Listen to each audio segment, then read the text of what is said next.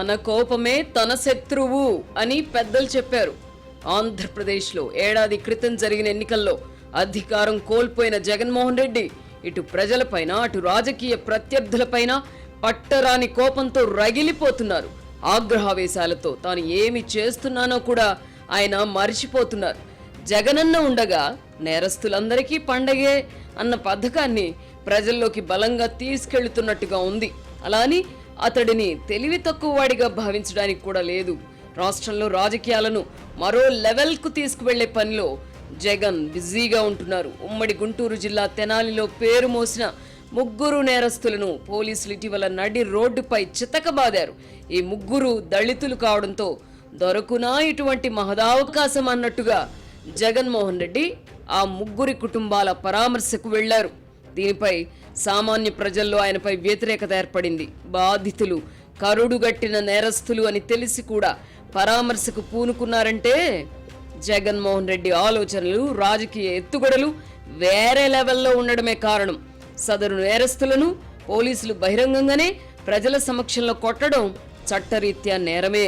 ప్రజా కంటకులుగా మారిన నేరస్తులను బహిరంగంగా శిక్షించాలని గతంలో ప్రజలు కోరుకునేవారు. అలా నేరస్తులను శిక్షించిన అధికారులకు బ్రహ్మరథం పట్టేవారు. ఈ కారణంగానే పలువురు పోలీసు అధికారులు నేరస్తుల పాలిట సింహస్వప్నంగా మారారు. అలాంటి అధికారుల ప్రేరణతో నిర్మించిన సినిమాలను కూడా ప్రజలు ఆదరించేవారు. 2-3 కేసులలో ప్రస్తుతం జైల్లో ఉన్న ఐపీఎస్ అధికారి పిఎస్ఆర్ ఆంజనేయులను ఒకప్పుడు ఎన్కౌంటర్ల స్పెషలిస్టుగా పిలిచేవారు. కరుడుగట్టిన నేరస్తులను కాల్చి చంపిన చరిత్ర తనది. గుంటూరు జిల్లా ఎస్పీగా ఉన్నప్పుడు ప్రస్తుతం వైసీపీలో ప్రధాన నాయకులలో ఒకరిగా చలామణి అవుతున్న లేళ్ల అప్పిరెడ్డిని ఆయన జిల్లా బహిష్కరణ చేశారు. ఒకప్పుడు ఇలాంటి అధికారులను హీరోలుగా ప్రజలు అభిమానించేవారు. ఇప్పుడు రోజులు మారాయి. ప్రజల్లో హక్కుల పట్ల చైతన్యం వచ్చింది. ఇది గుర్తించినందునే జగన్మోహన్ రెడ్డి ముఖ్యమంత్రిగా ఉన్నప్పుడు ఎంపీ రఘురామకృష్ణరాజును అర్ధరాత్రి పోలీస్ కస్టడీలో అరికాళ్లు పగిలేలా కొట్టారు. ఇప్పుడు కాలక్రమంలో నేరస్తులకు రాజకీయ నాయకులకు మధ్య తేడా అంతరించిపోతూ వస్తోంది. నేరస్తులకు అధికారం అందడంతో నిజాయితీగా పనిచేసిన పోలీసు అధికారులు కూడా తమ స్వభావాన్ని మార్చుకొని వారితో జతకట్టారు. ఈ మార్పు కారణంగానే పిఎస్ఆర్ ఆంజనేయులు ఇప్పుడు జైలు జీవితం గడపాల్సి వస్తోంది. ఒకప్పుడు నేరస్తుల భుజంపై చెయ్యి వేయాలంటే రాజకీయ నాయకులు భయపడేవారు. ఇప్పుడు వారి చుట్టూ నేరస్తులే ఉంటున్నారు. ఈ నేపథ్యంలోనే జగన్మోహన్ రెడ్డి తెనాలి పర్యటనను చూడాలి. తన ఓటు బ్యాంకును స్థిరీకరించుకునే పనిలో భాగంగా నేరస్తుల కుటుంబాల పరామర్శకు జగన్మోహన్ రెడ్డి బయలుదేరారు. అయితే అంతిమంగా అది మంచి చేస్తుందా, చెడు చేస్తుందా అంటే ఇప్పుడే చెప్పలేం. పులివెందుల మార్క్ రాజకీయాలు రాష్ట్రంలోకి ప్రవేశించిన తర్వాత సంఘ విద్రోహ శక్తులకు, నేరస్తులకు రాజకీయాల్లోకి ఎంట్రీ లభించింది. వైఎస్ రాజశేఖర్ రెడ్డి హయాంలో మొదలైన ఈ సంస్కృతి ఇప్పుడు స్వైర విహారం చేస్తోంది. ఒకప్పుడు వైఎస్ రాజారెడ్డి పులివెందుల్లో చిన్న చితక నేరస్తులను చేరదీసి తన బలం పెంచుకున్నారు. క్రమంగా కడప జిల్లాపై కూడా అంతో ఇంతో పట్టు సాధించారు. ఈ క్రమంలో ఆయన కుమారుడు రాజశేఖర్ రెడ్డి రాష్ట్ర రాజకీయాల్లోకి ప్రవేశించారు. కాంగ్రెస్ పార్టీలో తనకంటూ ఒక బలమైన వర్గాన్ని తయారు చేసుకోవడానికై దౌర్జన్యాలకు పాల్పడేవారిని, హత్యా నేరాలకు పాల్పడేవారిని చేరదీశారు. రాజారెడ్డి ముఠా నాయకుడిగా జిల్లా స్థాయిలో విస్తరించగా రాజశేఖర్ రెడ్డి రాష్ట్ర స్థాయిలో కాంగ్రెస్ నాయకుడిగా ఎదిగారు. కడప పాలెగాళ్లు పేరిట పౌర హక్కుల సంఘం వాళ్ళు ప్రచురించిన పుస్తకంలో వైఎస్ కుటుంబం గురించి వివరించారు. రాజశేఖర్ రెడ్డి 1984లో పిసిసి అధ్యక్షుడైన తర్వాత ఉమ్మడి రాష్ట్రంలో వివిధ జిల్లాలలో రౌడీ నేపథ్యం ఉన్న వారిని చేరదీసి కాంగ్రెస్ నాయకుడు అనే హోదా ఇప్పించారు. ఇలాంటి వారందరికీ రాజశేఖర్ రెడ్డి ఆరాధ్య దైవమయ్యారు. తనను నమ్మిన వాళ్ల కోసం రాజశేఖర్ రెడ్డి ఎంత దూరమైనా వెళతారు, మాట తప్పరు, మడమ తిప్పరు అని ప్రచారం చేయించుకున్నారు. ఈ ప్రచారం పతాక స్థాయికి చేరడంతో పులివెందుల మార్క్ రాజకీయం వల్ల దీర్ఘకాలంలో రాష్ట్రానికి జరిగిన నష్టాన్ని ప్రజలు గ్రహించలేకపోయారు. రాజశేఖర్ రెడ్డి పట్ల అభిమానాన్ని పెంచుకున్నారు. రాజశేఖర్ రెడ్డి పెంచి పోషించిన రౌడీలు, ఫ్యాక్షనిస్టులు ఇప్పుడు వైసీపీలో ప్రముఖులుగా ఎదిగారు. ఒక హత్య కేసులో శిక్ష పడి జైలుకు వెళ్లి వచ్చిన గౌరు వెంకటరెడ్డిని తన పాదయాత్ర సందర్భంగా రాజశేఖర్ రెడ్డి పరామర్శించారు. అప్పట్లో ఇదొక సంచలనం. ఇప్పుడు నాయకుడంటే అలాగే ఉండాలని అనుకుంటున్నారు. చంద్రబాబు అలా ఉండడం లేదని విమర్శిస్తున్నారు. 2004లో అధికారంలోకి వచ్చిన రాజశేఖర్ రెడ్డి గౌరు వెంకటరెడ్డికి శిక్ష తగ్గింపజేసి జైలు నుంచి విడుదల చేయించారు. ఈ మోడల్ను ఇప్పుడు జగన్మోహన్ రెడ్డి మరింత వికృత రూపంలో అమలు చేస్తున్నారు. డాక్టర్ చెన్నారెడ్డి ముఖ్యమంత్రిగా ఉన్నప్పుడు హైదరాబాద్లో జరిగిన మత ఘర్షణల వెనుక రాజశేఖర్ రెడ్డి ఉన్నారని అప్పట్లోనే ముఖ్యమంత్రి మద్దతుదారులు ఆరోపించారు. ఎన్టీఆర్ ముఖ్యమంత్రిగా ఉన్నప్పుడు వంగవీటి రంగ హత్య జరిగింది. దీంతో కోస్తా జిల్లాల రాజకీయాల్లోకి రాజశేఖర్ రెడ్డి ప్రవేశించారు. 2 కుటుంబాల మధ్య జరిగిన గొడవలను 2 కులాల మధ్య అంతరం సృష్టించడానికి వాడుకున్నారు. హత్యకు గురైన రంగా విగ్రహాలను అప్పట్లో పలు జిల్లాల్లో ఏర్పాటు చేయించారు. దీంతో ఆ సామాజిక వర్గంలో తన పరపతి పట్టు పెంచుకున్నారు. కాపు కమ్మ కులాల మధ్య అప్పుడు రగిలించిన విద్వేషపు చిచ్చు ఇప్పటికీ ఆరిపోలేదు. ఈ క్రమంలో రాజకీయాలలో పెద్ద మనుషులుగా చలామణైన వారు తెరమరుగై నేర నేపథ్యం ఉన్న వాళ్ళు ఆ స్థానాల్లోకి చేరుకున్నారు. రాజశేఖర్ రెడ్డి మరణానంతరం జగన్మోహన్ రెడ్డి కూడా తండ్రి విగ్రహాలను ఊరు వాడ ఏర్పాటు చేయించారు. రాజశేఖర్ రెడ్డిని మహానేతగా శ్లాఘింపజేశారు. రాజశేఖర్ రెడ్డి నాటిన విషబీజాల వల్ల కొన్ని వర్గాల వారు వైసీపీకి అండగా నిలిచారు. తండ్రి వేసిన బాటను తనయుడు జగన్మోహన్ రెడ్డి విస్తరించారు. అధికారంలో ఉన్నప్పుడు నేర నేపథ్యం ఉన్న వాళ్లను అందలం ఎక్కించారు. జగన్ మనస్తత్వం గుర్తించిన ఇతరులు కూడా అదే దారి ఎంచుకున్నారు. శ్రీకాకుళం లాంటి జిల్లాలో సీదిరి అప్పలరాజు, దువ్వాడ శ్రీనివాస్ లాంటి వారిని రాజకీయాల్లో ఎప్పుడైనా చూసామా? ఫ్యాక్షన్ గొడవలకు పేరు మోసిన పల్నాడు ప్రాంతంలో పిన్నెల్లి రామకృష్ణారెడ్డి వంటి వారిని చేరదీశారు. మండలి వెంకటకృష్ణారావు, కేఎల్ రావు, పిన్నమనేని కోటేశ్వరరావు వంటి వారు ప్రాతినిధ్యం వహించిన కృష్ణా జిల్లాలో వల్లభనేని వంశీ, కొడాలి నాని వంటి వారిని ప్రోత్సహించారు. అమరావతి ప్రాంతంలో నందిగం సురేష్ వంటి వారు పుట్టుకొచ్చారు. బోరుగడ్డ అనిల్ కుమార్ వంటి వారు గతంలో రాజకీయాల్లో ఉండేవారా? అలాంటి వాళ్లను నాయకులు ఎప్పుడైనా ప్రోత్సహించారా? జగన్మోహన్ రెడ్డి మాత్రమే ఆ పని చేయగలిగారు. ఒకప్పుడు హైదరాబాద్లో కొత్త దాస్ అనే రౌడీ ఉండేవాడు. అతని ఆగడాలు మితిమీరడంతో పోలీసులు ఎన్కౌంటర్ పేరిట కాల్చి చంపారు. శ్రీకాకుళం నుంచి చిత్తూరు వరకు విభజిత ఆంధ్రప్రదేశ్లో అసాంఘిక శక్తులకు బలం చేకూరిందంటే అందుకు జగన్మోహన్ రెడ్డే కారణం. అందరిది ఒకటే స్కూల్, ఒకటే సిలబస్. తాము ఆరాధించే నాయకుడి కోసం నేరాలు చేయడం, అవసరమైతే జైలుకు వెళ్లడం తమకు లభించిన అదృష్టంగా ఈ అసాంఘిక శక్తులు భావించే పరిస్థితి ప్రస్తుతం ఉంది. అందుకే ఇప్పుడు జైలుకు వెళ్లిన వారిలో కనీస పశ్చాత్తాపం కనిపించడం లేదు. గాంధేయవాదిగా పేరు తెచ్చుకున్న మండలి వెంకటకృష్ణారావు సొంత సామాజిక వర్గానికి చెందిన రంగాను దూరం పెట్టారు. ప్రజల్లో మంచి పేరు తెచ్చుకున్న వారిలో పేర్ని కృష్ణమూర్తి ఒకరు. ఆయన తనయుడు పేర్ని నాని ఇలా వ్యవహరిస్తారని, ఇలా మాట్లాడతారని ఎవరైనా ఊహించారా?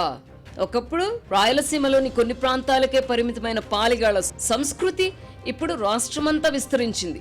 బొడ్డెపల్లి రాజగోపాల్ నాయుడు, సర్దార్ గౌతు లచ్చన్న వంటి వాళ్లు ఉండిన శ్రీకాకుళం జిల్లాలో కూడా ఇప్పుడు పాలెగాళ్ల సంస్కృతి ప్రవేశించిందంటే వైఎస్ కుటుంబం కారణం కాదా? సామాజిక సమీకరణాల పేరిట దళితులు, ఇతర బడుగు వర్గాల్లోని అసాంఘిక శక్తులను గుర్తించి ప్రోత్సహించడంలో ఇప్పటికీ జగన్మోహన్ రెడ్డి మించిన వారు లేరు. గోరంట్ల మాధవ్ పోలీస్ ఇన్స్పెక్టర్గా ఉన్నప్పుడు ఒక ప్రభుత్వ ఉద్యోగిని లాఠీతో బహిరంగంగా కొట్టుకుంటూ తీసుకెళ్లారు. అలాంటి వ్యక్తిని గుర్తించిన జగన్ ఎంపీ సీట్ ఇచ్చి ప్రోత్సహించడం దేనికి సంకేతం? జగన్ చుట్టూ ఇప్పుడు ఇలాంటి వారే. అందుకే జైలుకు వెళ్లి వచ్చినా వారిలో మార్పు రావడం లేదు, వెరపు ఉండడం లేదు.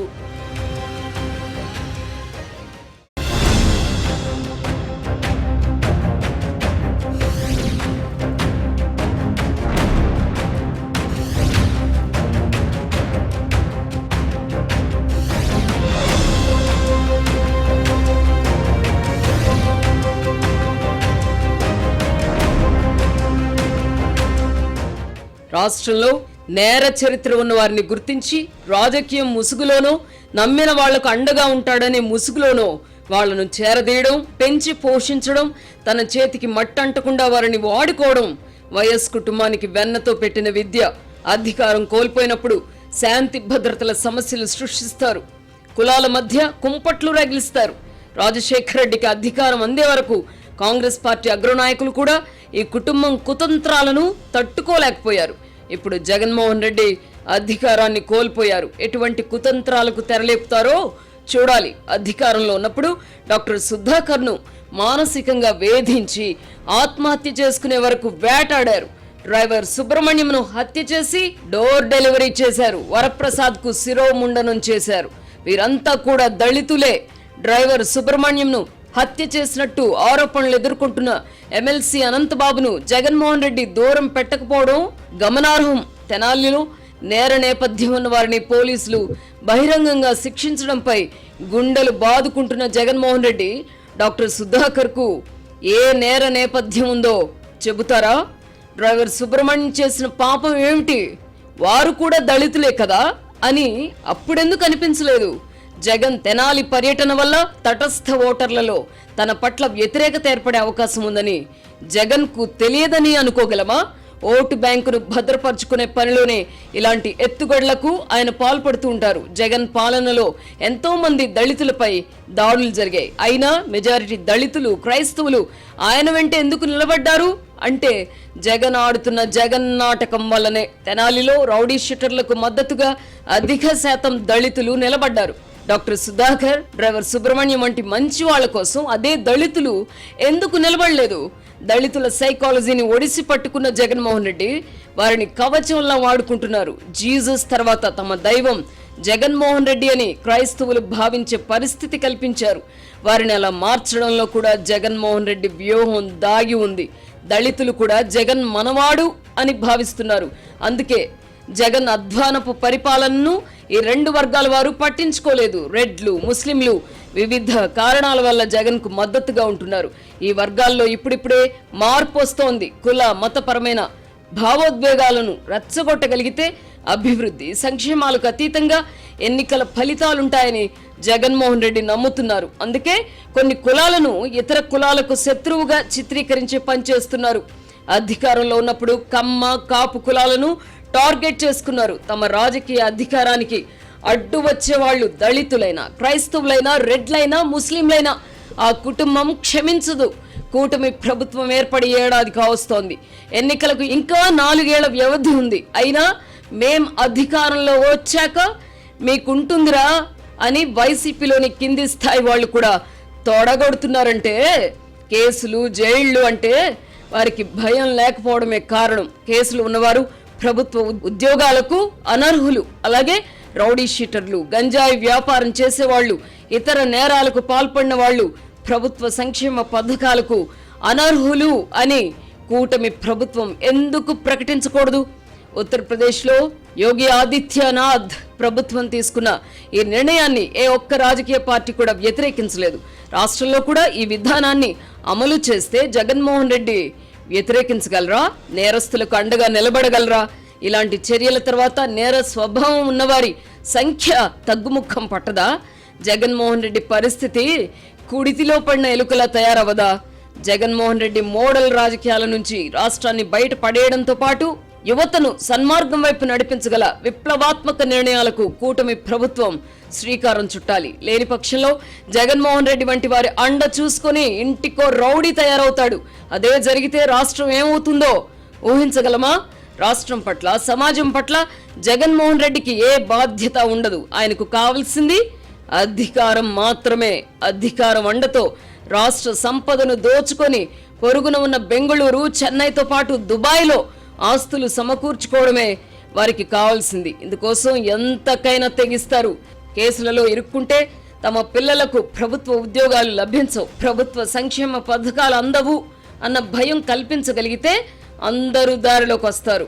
రాష్ట్రంలో ఇప్పుడున్న పరిస్థితుల్లో తెలుగుదేశం, వైసీపీలకు 40% ఓట్లున్నాయి. 2019 పూర్వం చంద్రబాబు ప్రభుత్వంపై ఎంతగా విష ప్రచారం చేసినా, ఎన్ని కులాలను దూరం చేసినా తెలుగుదేశం పార్టీకి 40% ఓట్లు వచ్చాయి. జగన్మోహన్ రెడ్డి పాలన ఎంత అరాచకంగా సాగినా 2024లో ఆయనకు కూడా 40% ఓట్లు వచ్చాయి. ఈ నేపథ్యంలో కూటమిలో మనస్పర్ధలు సృష్టించే ప్రయత్నాలను కూడా జగన్మోహన్ రెడ్డి చేస్తున్నారు. జగన్ మళ్ళీ అధికారంలోకి వస్తే పరిస్థితులు ఎంత దారుణంగా ఉంటాయో తెలుసుకొనికే ఎవరు ఎన్ని కుట్రలకు పాల్పడినా కూటమి భాగస్వామ్య పక్షాలు అపోహలకు తావు లేకుండా జాగరూకతతో వ్యవహరిస్తున్నాయి. ఈ నేపథ్యంలో చంద్రబాబు పవన్ కళ్యాణ్ను అభినందించాలి. కింది స్థాయిలో కూటమి కార్యకర్తల మధ్య విభేదాలున్న మాట వాస్తవం. అయితే అవి రాష్ట్ర స్థాయిలో లేకపోవడం శుభ పరిణామం. మళ్లీ అధికారంలోకి వస్తే తన పరిపాలన ఎలా ఉంటుందో జగన్మోహన్ రెడ్డి చెబుతూనే ఉన్నారు. దీంతో సామాన్య ప్రజలతో పాటు కూటమి నాయకులు కూడా వణికిపోతున్నారు. వయసులో ఉన్నప్పుడు తెలుసో తెలియకో తప్పులు చేస్తారని జగన్మోహన్ రెడ్డి చెప్పడం ఆయన నైజానికి నిదర్శనం. తన పిల్లలు కూడా చిన్న వయసులోనే ఉన్నారు. అలాని వారు తప్పు చేస్తే జగన్మోహన్ రెడ్డి సహిస్తారా? దళితుల అవసరం తనకు ఉంది కనుక వారు మాత్రమే నేరాలు చేయాలి, శాశ్వతంగా తనపై ఆధారపడాలి అని జగన్ రెడ్డి కోరుకుంటున్నారు. జగన్మోహన్ రెడ్డి రాజకీయాన్ని విఘ్నత ఉన్న వాళ్ళు సమర్థించరు. అందుకే రాష్ట్రంలో కుల మతోన్మాదుల సంఖ్య పెరగాలని ఆయన కోరుకుంటున్నారు. ఇందుకోసం ఏం చేయడానికైనా ఎంతకైనా తెగిస్తారు. గత ఎన్నికల్లో కూటమికి వైసీపీకి మధ్య ఓట్ల తేడా 16% ఉండింది. కూటమి అధికారంలో ఉన్నందున ఈ తేడా క్రమంగా తగ్గే అవకాశం ఉంది. జగన్మోహన్ రెడ్డి నమ్మకం కూడా అదే. 7-8% ఓట్లు పెంచుకోగలిగితే 2029లో అధికారం తమదేనని వైసీపీ నాయకులు ధీమాగా ఉన్నారు. ఉమ్మడి రాష్ట్రంలో ఆ తర్వాత కూడా పులివెందుల రాజకీయాల వల్ల పలుమార్లు శాంతి భద్రతలకు విఘాతం కలిగింది. అందుకు కారణం ఎవరు అని తెలుసుకునే తీరిక, ఓపిక ప్రజలకు ఉండవు. అధికారంలో ఉన్న వారినే నిందిస్తారు. ఇప్పుడు మళ్లీ రాష్ట్రంలో శాంతి భద్రతలకు భంగం కలిగించే కుట్రలకు తెరలేపే అవకాశం లేకపోలేదు. కుల విద్వేషాలను రగిలించడం వల్ల రాష్ట్రం వల్లకాడవుతుంది. అయినా రాష్ట్రం గురించి, పిల్లల భవిష్యత్తు గురించి ఆలోచించలేని స్థితికి ప్రజలను తీసుకువెళ్లడమే పులివెందుల మోడల్. జగన్ హయాంలో లిక్కర్ అమ్మకాల్లో ఎంత గోల్మాల్ జరిగిందో అందులో భాగస్వాములైన వారికే కాకుండా ప్రజలందరికీ తెలుసు. ఇప్పుడు ఈ కేసులో సిట్ అధికారులు పలువురిని జైలుకు పంపారు. అయినా జగన్కు వ్యతిరేకంగా స్టేట్మెంట్ ఇవ్వడానికి ఎవరికి వారు భయపడుతున్నారు. ముఖ్యమంత్రిగా పనిచేసిన వ్యక్తి నుంచి ప్రాణహాని ఉంటుందని నిందితులు భయపడ్డం ఎక్కడైనా విన్నామా, కన్నామా? That is Jagan Reddy. హత్యలు చేయించడం, ఆ హత్యలు చేసిన వారిని ఆ తర్వాత తుదముట్టించడంలో ఆ కుటుంబం మారితేరింది. గతంలో ఏం జరిగిందో తెలుసు కనుకే జగన్కు వ్యతిరేకంగా ఒక్కరు కూడా నోరు విప్పలేకపోతున్నారు. వైసీపీ నాయకులలో కూడా ఈ భయం ఉంది. అందుకే ఎవరినైనా పక్కన పెట్టినా జగన్కు వ్యతిరేకంగా నోరు విప్పి విమర్శలు చేయలేకపోతున్నారు. ఈ వింత పరిస్థితి ఆంధ్రప్రదేశ్కు మాత్రమే సొంతం. గతంలో అనేక మంది తమ నాయకులతో విభేదించేవారు. అయినా ఇలా భయపడిన సంఘటనలు లేవు. నిందితులను మాత్రమే కాకుండా సొంత పార్టీ నాయకులను, చివరకు ప్రజలను కూడా భయపెట్టగలుగుతున్న జగన్మోహన్ రెడ్డిని ఎలా అర్థం చేసుకోవాలి? నేరస్తులకు రాజకీయాల్లో చోటు ఉండదు అని ఒకప్పుడు అనేవాళ్ళు. ఇప్పుడు నేరస్తులే రాజకీయాలను శాసిస్తున్నారు. ఇదొక విషాదం.